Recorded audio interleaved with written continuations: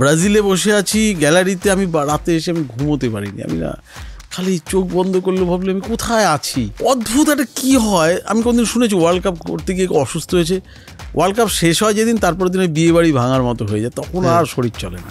কারণ আমার 3টে ওয়ার্ল্ড কাপের অভিজ্ঞতা বলে যে ওয়ার্ল্ড কাপটা হয়ে যাবে তার 3 দিন পরে আমি ফিরি, যে এইবার আমি 3টে দিন দেশ দেখবো। এবং আমি 3বারের মধ্যে একবারও আমি কোনো দেশ দেখতে পাইনি। তারপরে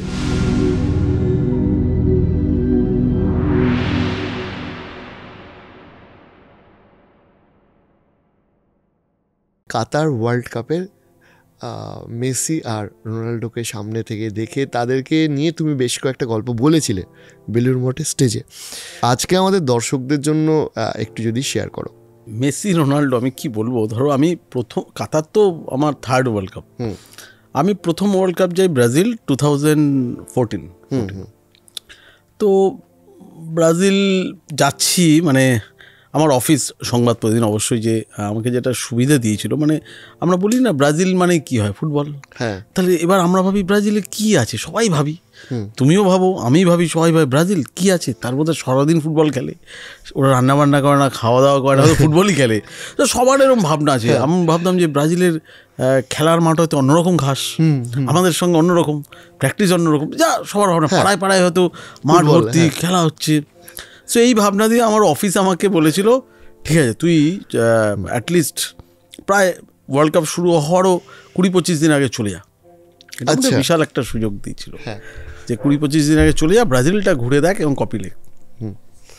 তো আমি গিয়ে ফার্স্ট ব্রাজিলের সাও পাওলোতে উঠে, যে সময় গিয়েছিলাম তখন ব্রাজিলে খুব গন্ডগোল হচ্ছিল, ঝামেলা হচ্ছিল এই ওয়ার্ল্ড কাপকে ঘিরে।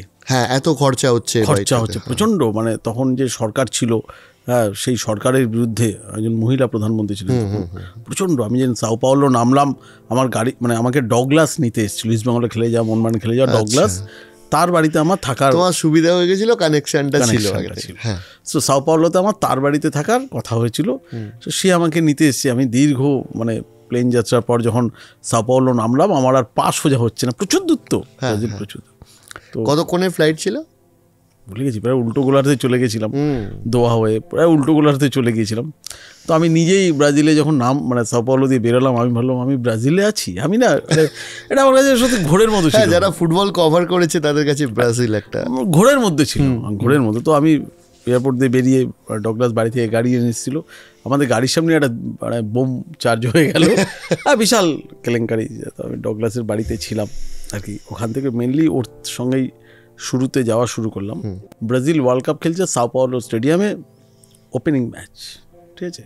ওখানে ওটা হচ্ছে গিয়ে করিয়েন্থিয়াসের, মুসলি করিয়েন্থিয়াসের হোম গ্রাউন্ড ওটা। তো আমি দেখে টেকে রাত্রিবেলা ডগলাসের বাড়িতে এলাম। ব্রাজিল প্রথম দিন খেলছে, আমি না স্টেডিয়ামে দাঁড়িয়েও না হাতে চিমটি কাটছি, এটা নেইমার সত্যি, ব্রাজিল ওয়ার্ল্ড কাপ খেলছে, ব্রাজিলে বসে আছি গ্যালারিতে, আমি রাতে এসে আমি ঘুমোতে পারিনি। আমি না খালি চোখ বন্ধ করলে ভাবলে আমি কোথায় আছি।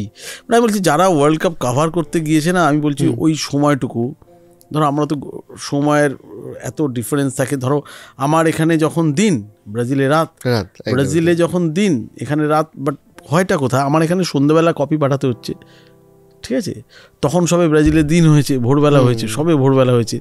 এবার আমার যখন এখানে আবার দিন হচ্ছে, ওখানে পুরো রাত হয়ে গেছে। আমার দিন রাত দুটো ফরম্যাটেই কাজ করতে হচ্ছে ব্রাজিলে, উল্টো পাল্টা হয়ে গেছে। এবং এই 1.5 মাস ধরে ঘুম হয়নি, খাওয়ার তো ছেড়েই দাও, সব মানে যা পাই আমরা তাই খেয়ে নিই। কিন্তু অদ্ভুত একটা কী হয়, আমি কোনদিন শুনেছি ওয়ার্ল্ড কাপ করতে গিয়ে অসুস্থ হয়েছে, ওয়ার্ল্ড কাপ শেষ হয় যেদিন, তারপরের দিনে বিয়ে বাড়ি ভাঙার মতো হয়ে যায়, তখন আর শরীর চলে না।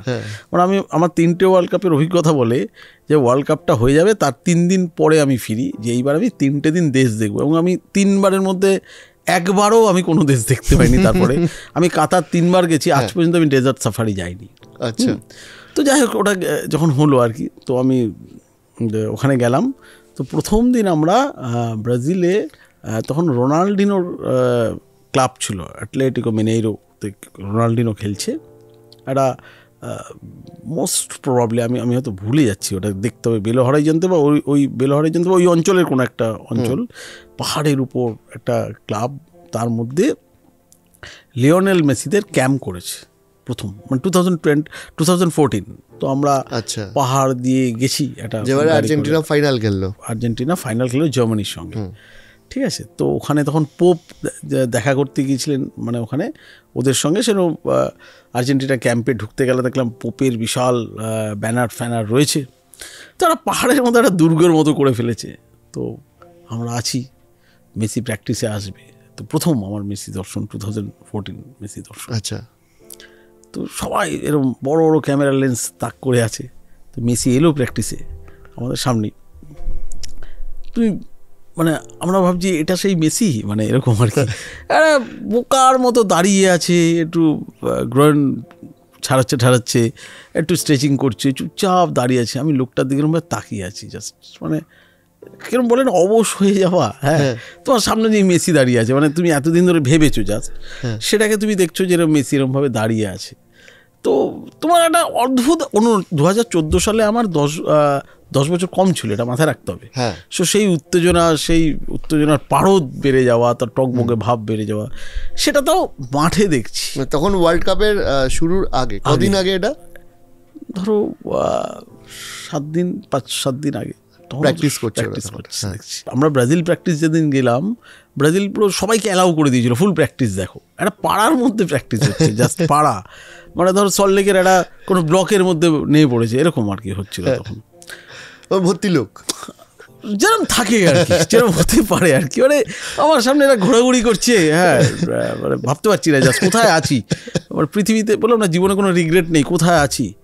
তারপরে তো ম্যাচের সময় যেটা হয়, আফটার প্রেস কনফারেন্স বা before the press conference, captain আসে, কোচ আসে, আর ম্যাচের পর ম্যান অফ দ্য ম্যাচ আসে।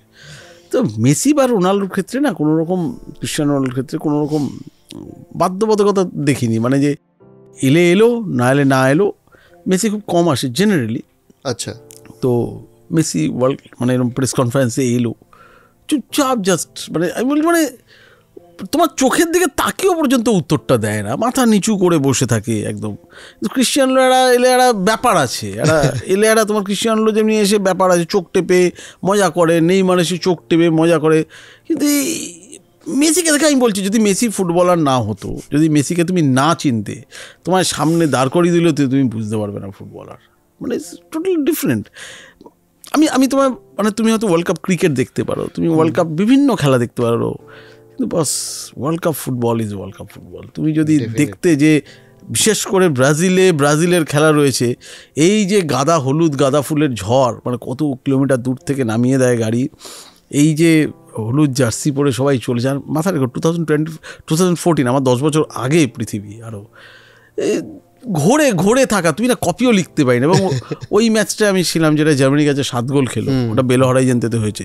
আমার বস এখান থেকে টেক্সট করছে, সাবধানে থাকিস, কারণ এই ভাঙচুর শুরু হবে।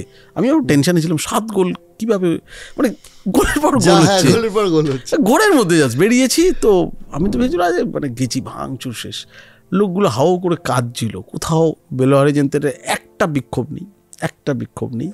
পরের দিন দেখলাম সাও পাওলোর বাস ফাস জ্বালানো হয়েছে, যেটা শুরু হলো পরের দিন দিয়ে আর্জেন্টাইন ফ্যানগুলো ব্রাজিলিয়ানদের রীতিমতো জাস্ট ট্রোল করতো, রাস্তায় দাঁড়িয়ে রোস্ট করতো, ওদের দেশেই just. Argentine fan is Argentine fan.